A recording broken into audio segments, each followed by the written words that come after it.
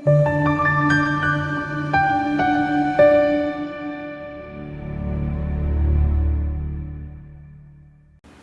kuyithoba sibuyile kwi-channel asikhulume ngamaphupho. Ngiyathemba ukuthi la ukhona uyaphila. uNkulunkulu eqhubeke evule iminyango, uNkulunkulu eqhubeke ebusise oyifisela kona okuhle engathi ke uNkulunkulu angakufeza. Siyabonga kakhulu.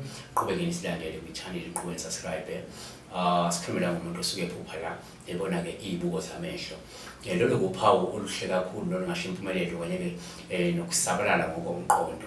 Lungabe uma wenza mhlawumbe amadili mhlawumbe into business futhi ngaphinde kusho ukuthi mhlawumbe ungase uthole imali ngenxa ke yemibono yakho noma ke yokuqondisisa abantu noma yokuqondisa abantu ngendlela ofuna ngayo wena, yabona. Kanti funa ke la Proverbs 10:22 la ikhona ukuthi the blessing of the Lord brings wealth without painful toil for it.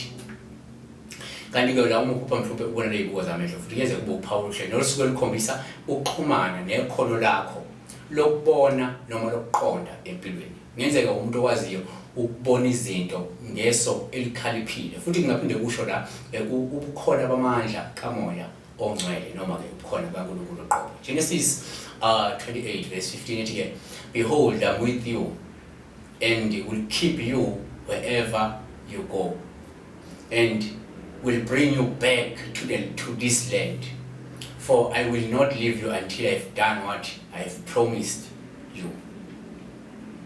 Kanti futhi uma uphupha uphalaza ke noma uhlanza kuyaba uphawu usuluxwayisa ngokumngcola okungaphakathi kwena okumele mhlawumbe ukukhiphe. Kungenzeka unedliso elingaphakathi efuna likhishwe. Futhi ngaphinde kusho ukuba namagqubu nenhliziyo elikhulu onayo kodwa ufuna uhlukane nayo. Kungenzeka futhi umuntu onezinto eziningi ngaphakathi angabhodlile ngazo efuna ayibhodle lezi zinto, yabona, ukuze impilo iqhubeke okufuna mhlawumbe ukwenzeke. Kodwa ke hamba ke la ufunde uEphesians 4:31 kuya ku-32 ethi, let all bitterness and wrath and anger and clamor and evil speaking be put away from you with all malice. Kanti futhi kuyenzeka la uma uphupha ufake isiphandla kube uphawu usuke lukhombisa ukuthi kunosiko okumele wenzele lona. Kanti kwesinye isikhathi kusho ukuthi mhlawumbe kufanele uhlabele amathongo umuntu olandela isintu. Noma ke umuntu olandela isimo sinomsebenzi wamadlozi okusho kungenzeka kuzofuneka ukuthi mhlawumbe uthi ukuhlabela ke lelo dlozi lakho. Khumbula ukuthi isiphandla isiphakudla. Uma ufaka isiphandla siprove ukuthi wena kade uphisana ngokudla emathongweni noma emadlozini.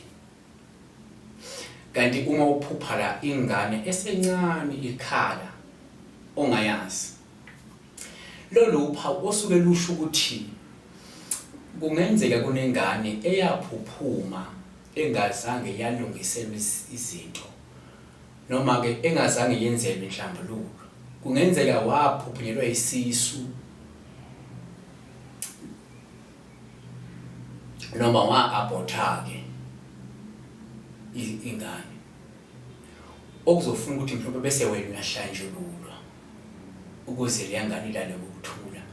Hamba ke la ufunde uNumbers 19:11-22 ithi ke, whoever touches a human corpse will be unclean for 7 days. They must purify themselves with the water on the 3rd day and on the 7th day, and then they will be clean. But if they do not purify themselves on the 3rd and the 7th day, they will not be clean. And if they fail to purify themselves after touching a human corpse, they defile the Lord's tabernacle.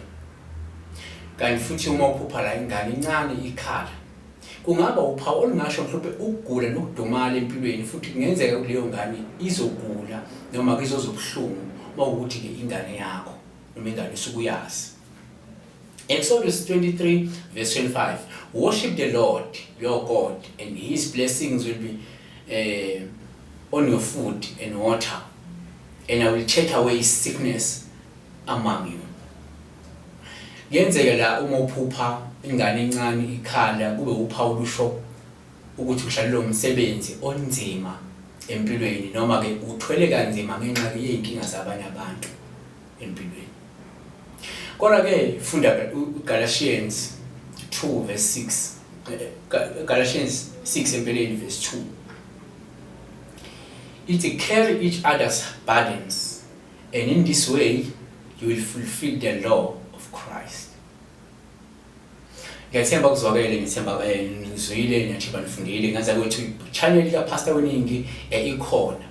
Seshani yona akhona amanye amaphupho enizokwazi ukuthi nifunde nakuwo, ngoba kungenzeka kunye siyakhuluma ngako la kodwa uthothi sikhulumile ngaliya okwenza ukuthi uma ufika ngaliya ufunde ezinye zezinto esingakakhuluma ngazo ngapha.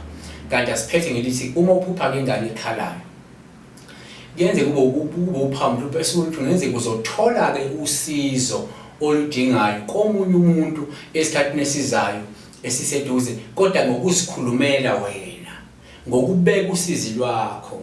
From Proverbs 15 verse 22, it without advice plans go wrong, but with many advisors they succeed. Ngiyabonga kakhulu uNkulunkulu ebusise, uNkulunkulu ekulonde, uNkulunkulu ekugcine. Number yami khona only if and when it's urgent. Don't WhatsApp me, call me please. Thank you.